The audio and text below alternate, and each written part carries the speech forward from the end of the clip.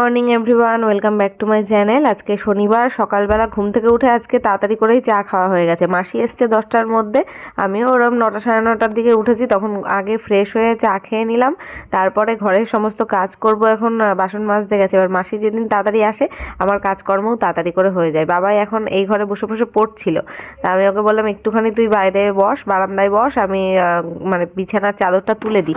অনেকদিন ধরেই ভাবছি বাবার ঘরের বিছানার চাদরটা পাল্টাবো, তার পাল্টানো হচ্ছিল না, কাচতে পারছি না বলে পাল্টানো হচ্ছিল না। আর আজকে আমার একটু নাকে নাকে আসবে গলার সাউন্ডটা, কারণ আমার প্রচণ্ড পরিমাণে ঠান্ডা লেগেছে, নাক বন্ধ, গলা ভার। কিভাবে যে আমি কথা বলে ভয়েস ওভার দিচ্ছি সেটা শুধু আমিই জানি। ওষুধ টষুধ খেয়ে এখন সকালের দিকটা একটু ভালো আছি যখন আমি এডিট করতে বসলাম। তো এখানে যে বিছানার চাদর তুলবো বলে সমস্ত যা যা আছে বিছানার উপরে সব তো নামাতে হবে। বালিশগুলো রোদে দিলাম জানলার কাছে। ওই ঘরের যেই কাঁথা কম্বল ছিল সব চেয়ারে করে রোদে দেবো। কালকে আমরা এই ঘরে সিনেমা দেখতে দেখতে এই ঘরেই ঘুমিয়ে পড়েছিলাম, ওই জন্য বালিশ কাঁথা আরও বেশি হয়েছে। 2খানা কম্বল গায়ে দিয়ে শোয়া হয়েছিল, মোটা কম্বলটা আর আনা হয়নি, এই দুটোই গায়ে দেওয়া হয়েছে। তো এই চেয়ারের পারে রাখলাম, দেখলে বালিশগুলো আর দুটো ব্ল্যাঙ্কেট ওগুলো সব মানে চেয়ার সমেতই বাইরে নিয়ে গিয়ে রোদে দেবো। আর পর্দা, জানলার পর্দাগুলো সকাল মানে রাতে সব টেনে দেওয়া হয়, তো সকালবেলা আবার সরিয়ে দিয়েছে, বাবাই সরিয়েছিল, সরিয়ে পড়তে বসেছিল। তা এখন আমি ওইগুলোকে আবার মানে আটকে দিলাম, ওই আঠার ক্যাচারটা দিয়ে আটকে দিলে দেখতে ভালো লাগে।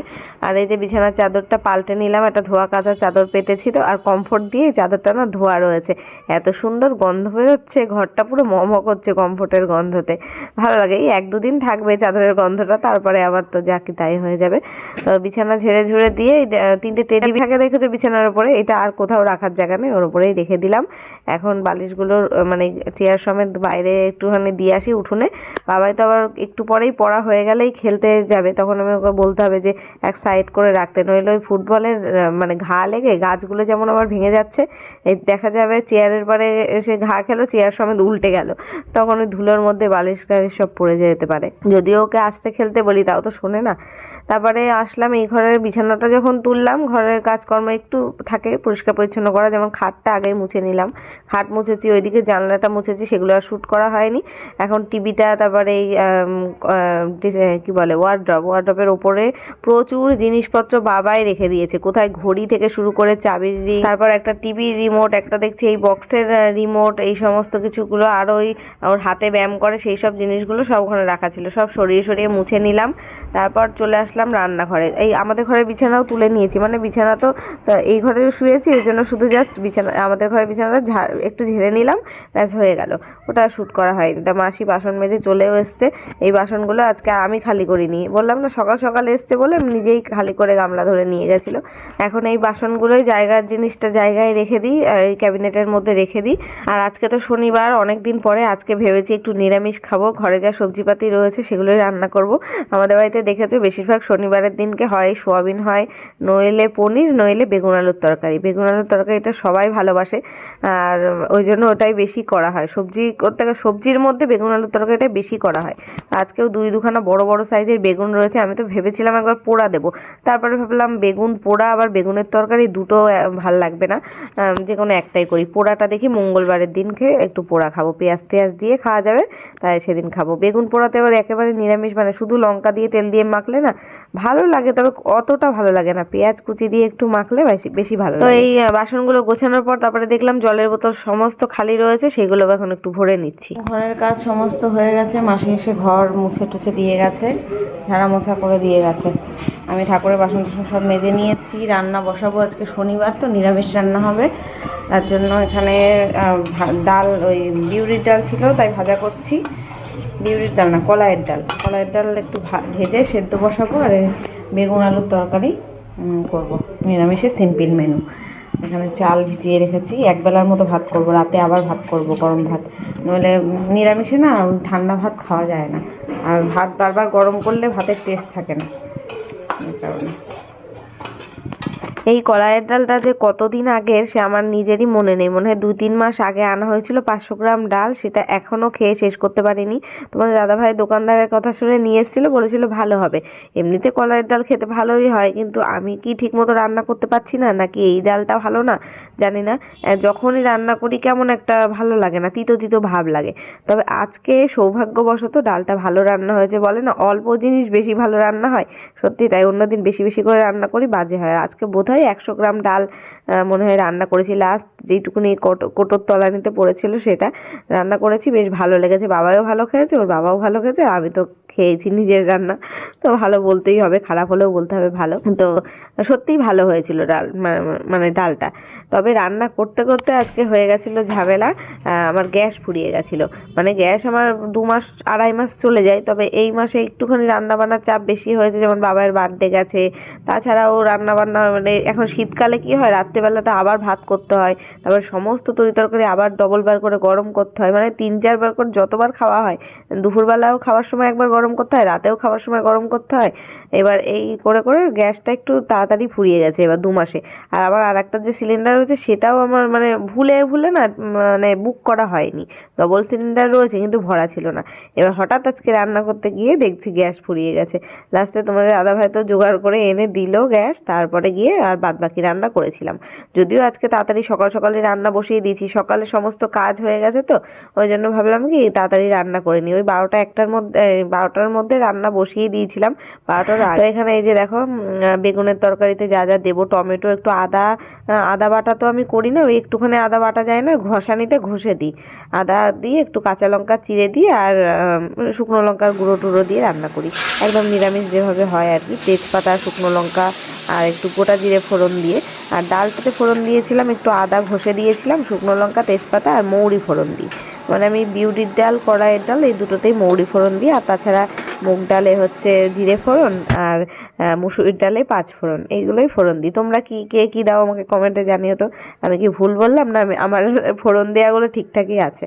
তো এদিকে প্রেশার কুকারে ডাল তো সেদ্ধ হতে বসানোই রয়েছে, বেশি করে সিটি দিতে হবে, ভালো করে গলে গেলে তাহলে ডালটা খেতে স্বাদ লাগে। আর এই ডালটা মানে হতেও অনেকটা সময় লেগেছে, প্রায় 7-8টা সিটি দিয়েছি, ভাবতে পারছো। আসলে হবে না কেন, অল্প ডাল তো, আর প্রেশার কুকারটা বড় হয়ে গেছে, ডাল আন্দাজে বড় হয়ে গেছে, এবার ওই জন্য একটু সময় লাগছিল। দিয়ে তারপরে গলিয়েছি একদম ডালটাকে ভালো করে। এখন একটু লবণ হলুদ দিয়ে কাটা দিয়ে রাখবো। ওদিকে বেগুন আলুর তরকারিটা করে নিই। আজকে আর কিছু ভাজাভুজি করা হয়নি ডালের সাথে, এই তরকারি দিয়েই খাওয়া হয়েছে। পরে ভেবেছিলাম যদিও যে ঘরে পাঁপড় রয়েছে, যদি বাবাই খেতে চায় তাহলে একটু ব্যাট পাঁপড় কিংবা এমনি যে গোল মাধুরী পাঁপড়গুলো সেগুলোও আছে, সেগুলো ভেজে নিতে পারি, কিন্তু খাওয়ার সময় ওরা কেউই খেতে চাইলো না, তাই আর ভাজা হয়নি। তরকারিটা কষাচ্ছি, মশলা টশলা সব দিয়ে দিয়েছি, কষানো চলছে। আর এদিকে ভাত বসিয়েও দিলাম। আজকে তাড়াতাড়ি রান্না করে নিচ্ছি, রান্না করে তারপরে এদিকে বসবো। এখন 12:30 বাজে, 12:40। রান্না করে এডিট করে তারপর স্নান করবো। সকালে এডিটের কাজটা করা হয়নি। তো বন্ধুরা, এই যে রান্না করতে করতে গ্যাস ফুরিয়ে গেল।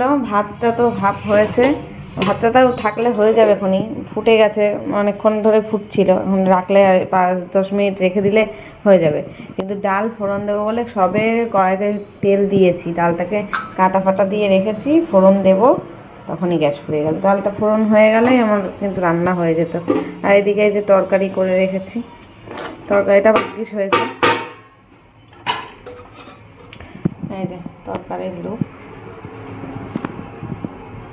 একটু মানে 5 মিনিট আর যদি গ্যাসটা থাকতো, ডালটা ফোড়ন দেওয়া হয়ে যেত, তাহলে আমার মোটামুটি রান্না হয়ে যেত। ভাতটা হয়েছে, হাফ সেদ্ধ হয়ে গেছে, 50%-এর বেশি হয়ে গেছে ভাত। হ্যাঁ, দেখো 70% হয়ে গেছে, আর 30% ঢাকা, এই গরমে গরমে ঢাকা থাকলেই ভাত হয়ে যেত। ফোন করলাম, গ্যাস বুকিং করেছি, এখন দেখি কখন দেবে জানি না। গ্যাস বুক করে দিয়ে ওই যেই কাকু গ্যাস দেয় তাকে ফোন করলাম, সে তো ফোন ধরছেই না। আর একজন আছে তার থেকে একটু উঁচু পোস্টে, তাকেও ফোন করলাম, সেও ফোন ধরছে না। এবার বললে কি বুকিং করা থাকলে যদি বলি আমি আজকে দিনের দিনে এখনই দিয়ে যাও, যদি এই পাশে এই পাড়ার দিকে থাকে তাহলে দিয়ে যেতে পারতো। তা ফোনই তো ছেড়া ধরলো না। তারপরে তোমাদের দাদাভাইকে ফোন করলাম, ও একটা গ্যাস ম্যানেজ ম্যানেজ করে এনে দিল। তো সেটাই এখন সেট করলাম এখানে। আর এই যে গ্যাসের নিচে ক্যাবিনেটের মধ্যে থাকে গ্যাসটা, সিলিন্ডারটা, সিলিন্ডারের এখানে না আমার যত ব্যাগ, মানে বাজার করার প্যাকেট, ব্যাগ, মুদিখানার মাল আনার প্যাকেটগুলো, তারপর সমস্ত টিফিন কোটোগুলো সব সব এইখানে রাখা থাকে। হ্যাঁ, তো এই বটি থাকে, তারপরে বেলনি চাকি, সমস্ত যেগুলো সব সময় লাগে না সেগুলো এখানে জমিয়ে রেখে দিই। আর যেই সিলিন্ডারটা বের করলাম সেটা সব লন্ডভন্ড হয়ে একদম হুড়মুড়িয়ে নিচে পড়লো। কোটোকাটিগুলো কি একটার পরে একটা করে রাখা থাকে, টিফিন বক্সগুলো লম্বা করে, সেগুলো সব উল্টে পাল্টে পড়েছে। এখন এই জায়গাটা আবার গোছালাম, তারপরে একটু ঝাঁটা দিয়ে ঝাড়লাম। মানে ওই অনেকদিন ধরে সিলিন্ডার থাকতে থাকতে না দেখবে নিচের দিকে কেমন কালো কালো মতন স্পট পড়ে যায়। তারপরে মানে লোহার গুঁড়ো গুঁড়ো, মানে পুরোনো সিলিন্ডার হলে গায়ের থেকে লোহার গুঁড়ো গুঁড়ো মতন পড়ে, সেগুলো সব পড়েছিল, সব ঝেড়ে টেড়ে নিয়ে আবার সিলিন্ডার সেট করে তারপরে আবার গ্যাস জ্বালিয়ে এখন আবার রান্না বসাচ্ছি। তার গ্যাস যখন এসেই গেল তাই জন্য ভাবলাম আবার ভাতটা একটুখানি ফুটিয়ে উবুর দিয়ে দিই আর ডালও ফোড়ন দিয়ে দিলাম।